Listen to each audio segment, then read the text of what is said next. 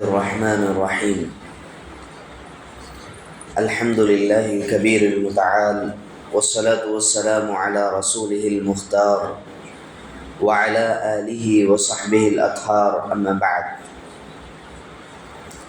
قال النبي صلى الله عليه وسلم: حق المسلم على المسلم ست، إذا لقيته فسلم عليه، وإذا دعاك فأجبه، وإذا استنصحك فانصح له، وإذا عطس فحمد الله فشمته، وإذا مرض فعده، وإذا عاد فاتبعه.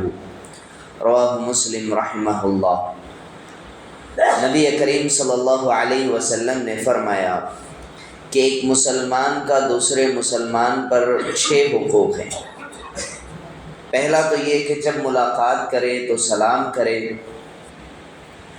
اور جب دعوت دی جائے تو اسے قبول کرے، اور اگر نصیحت مانگے طلب کی جائے تو اسے نصیحت کرے، اور اگر چھینکنے کے بعد الحمدللہ کہے تو اس کا جواب دے، اگر وہ مریض ہو جائے تو اس کی عیادت کرے، اور جب اس کی موت واقع ہو جائے تو اس کے جنازے کی اتباع کرے. محترم حاضرین، پچھلے دروس میں آپ کے سامنے ہم نے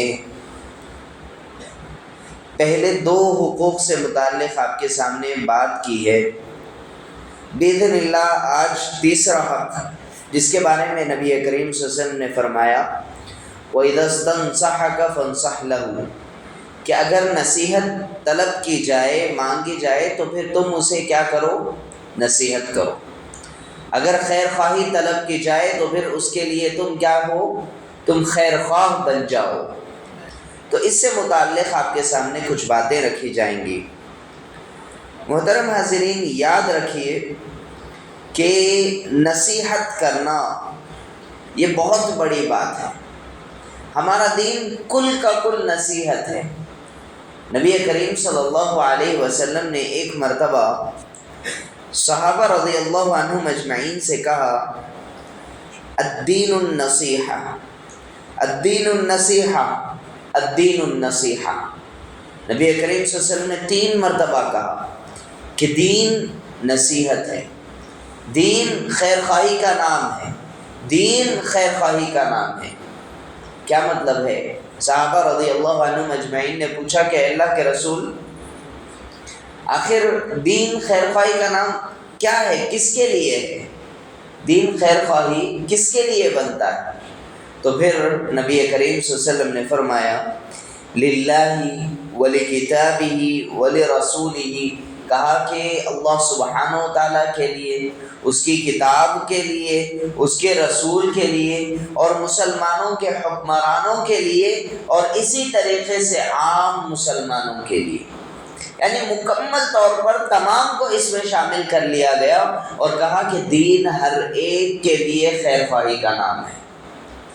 یہ واضح رہے کہ اللہ سبحانہ و تعالیٰ کے لیے مطلب یہ کہ اللہ سبحانہ و تعالیٰ سے متعلق بتاتا ہے کہ بندے کو کیسا ہونا چاہیے، کہ اللہ سبحانہ و تعالیٰ کے بارے میں وہ خیر خواہ کس طرح سے بنے، کہ اللہ تعالیٰ ایک ہے، توحید پر قائم ہو، اس کا ذکر کرے، اسے غیرت آئے اگر اللہ سبحانہ و تعالیٰ سے متعلق کوئی برا بھلا کہے، اسی طریقے سے اس کی کتاب سے متعلق کہ وہ جانے. مکمل طور پر یہ تفصیلات ہیں جس کو ہم نے آپ کے سامنے کئی مرتبہ رکھا ہوا ہے الحمدللہ. حاضرین، یہاں پر اگر ہم دیکھیں تو سب سے پہلے انبیاء علیہم السلام جو افضل المخلوقات ہیں، ان سے متعلق اگر ہم دیکھیں تو وہی سب سے زیادہ خیر خواہ ہیں. کیسے؟ اللہ سبحانہ و تعالیٰ نے جس نبی کا نام لیا ان سے متعلق کہا کہ وہ کیا ہیں؟ نصیحت کرنے والے، خیر خواہ بنا کر کے تمہاری طرف بھیجے گئے. جیسا کہ نوح علیہ السلام نے اپنی قوم سے جا کر کے کیا کہا کہ دیکھو ابلغکم رسالات ربی، میں تمہاری جانب اللہ سبحانہ و تعالیٰ کے احکامات کو پہنچاتا ہوں. اور پھر کیا کہا؟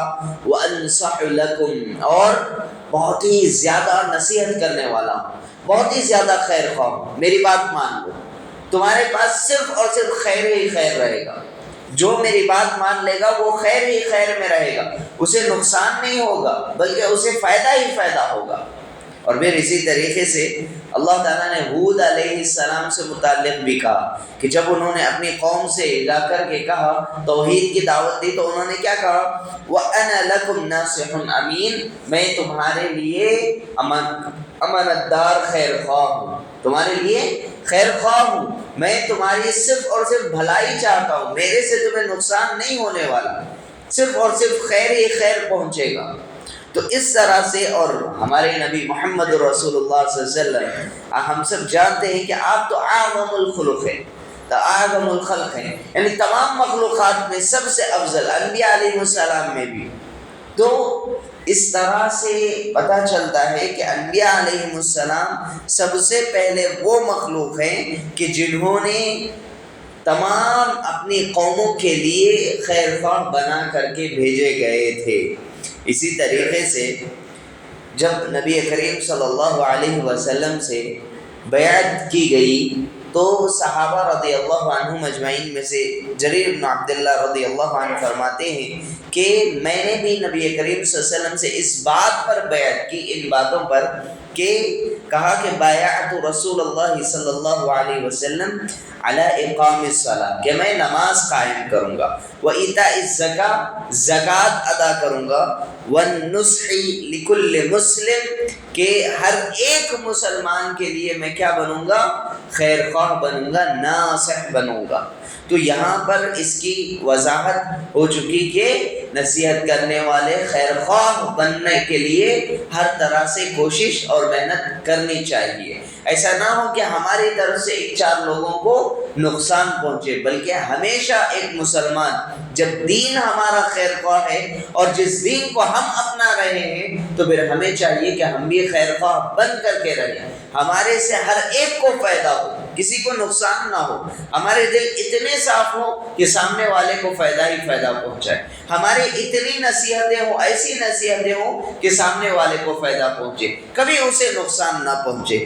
اور جب نصیحت کی جائے، لازمی طور پر کوئی بندہ سامنے والا نصیحت چاہتا ہے، ہر انسان کو نصیحت کی ضرورت ہے، ایسا نہیں کہ ہر کوئی کامل مکمل ہے۔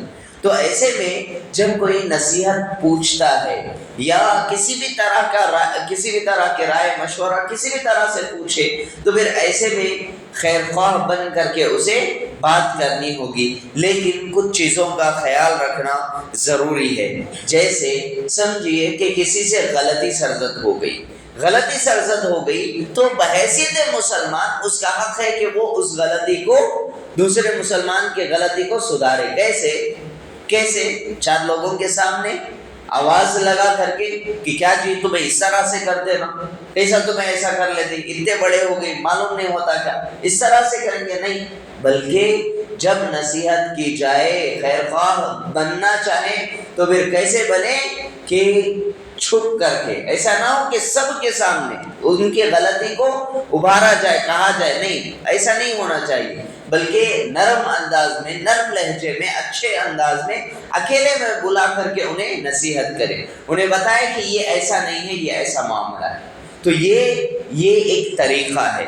اسی طریقے سے جب نصیحت کی جائے تو ہمارا دل صاف ہونا چاہیے، ایسا نہ ہو کہ سامنے والے کو ذلیل اور رسوا کرنا چاہیں، ایسا نہیں ہونا چاہیے۔ چار لوگوں کے سامنے ان کے عیوب کو بیان کرتے پھریں، ایسا نہیں ہونا چاہیے، بلکہ خیر خواہی کس طریقے سے ہونی چاہیے کہ اصلاح کی غرض سے، کہ اس کی اصلاح ہو جائے۔ کیسے ہو کہ میرا بھائی صحیح راستے پر آ جائے، اس طرح سے اصلاح ہونی چاہیے۔